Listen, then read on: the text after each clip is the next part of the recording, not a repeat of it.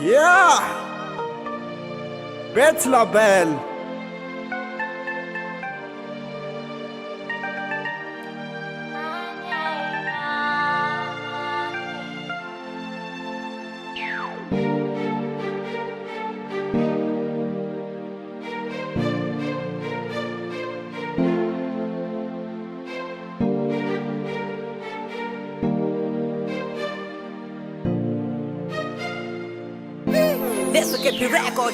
Betsy la belle manalazo feno fitiavana zangesangy mandehiza raha olona za miangafy tsy mila bekona fa mandeha ho azy de mahay za mihetsika mba mandihy tsy maninona toeraka sexy tsika rehetra mba makafy aviany sipa mba fer aty Betsy lo mandamina mizova manalazy mitondra afaliana zavakanto vazivazy vonina ny meny tsara indrindra avy aminay anandratra sy ampiakatra ny le tanànanay na de maro reo mavita tsy izy rery le mahay tsy izy rery le mavo fa betsy lo labella mavita ihany ko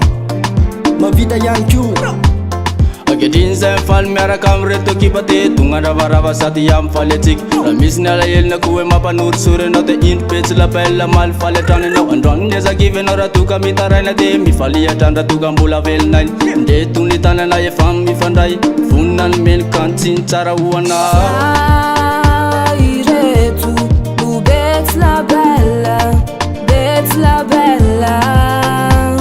mitondra faly sy tsikitsiky hoanao no izany iza efa vonone zany iza efa vonone anomeny tsara hoanao no izany iza efa vonone zany iza efa vonone anomeny tsara hoanao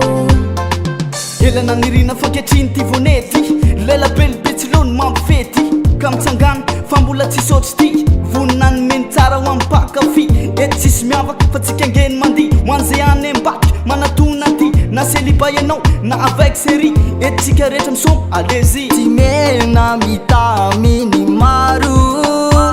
ty lay andrasanao atrizay ka miandry anao anoanao talenta tafaraye fa talenta tafaraye ka zany ndray ny vazo anandratako ny feo ty zakory zany fa labelle betsy leo avy eto amy tanàna kopiarinareo ataovy ambony tanana ny vatana eteo tsy mitsanga menatra fa zany ny labelle misy ny bogosy hoa de misy ko ny belle filigny tafaray kopy anao gueule tena kopy anao gueule